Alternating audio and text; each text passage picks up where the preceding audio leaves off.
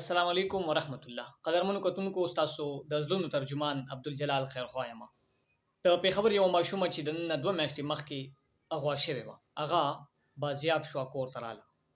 خو د بده برخه دلته ډېر یو غټ اتفاق پښتنو خپل وښول، خو د ماشومې بازیاب کېدو نه پس یو وایي چې دا ما، بل وایي دا ما.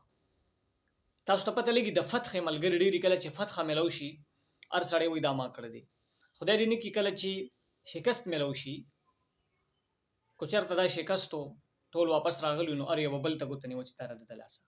لهذا دا کم فتحه چې نصیب شو، دا ماشومه کور ته راله، داسې د هغې په برکت نورې ماشومان هم بازیاب شوې. کله چې هلته اپریشن شروع شو، سرچ اپریشن، په هغې کې نور هم ګڼ شمېر ماشومان داسې وو چې هغه هلته د هغه ظالمانو په ګرفت کې وو، هغه هم رازاد شو. زما په خیال چې دا ټایم د اتفاق دی، ضرورت د اتفاق ورورولۍ د یو کېدو دی. دا نه چې په یو بل اعتراضات وکړو. اکو لیډرشپ دی، کو سوشل ورکرز دي، کو داسې نور عوامي خدمتګار خلک دي، هغوی په دې کې څومره کردار ادا کړی دی. نو هغې ماشومې په خپله وینا کې رټولو شکریه ادا کړې ده، د هغې مور، د هغې پلار. نو په ځای د اختلافات، د خفګانونو، پکار ده چې یو بل ته مینه ورکړي شي، محبت او ورورولي.